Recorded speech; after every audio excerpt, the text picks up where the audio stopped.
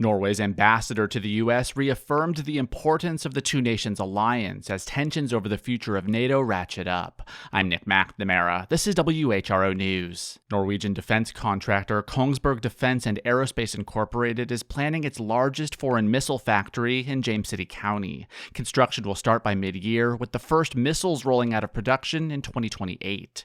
Anniken Huitfeldt, Norwegian ambassador, says that's symbolic of the depth of the two NATO allies' bond. She joined company, state, and local leaders to officially break ground on the project Friday.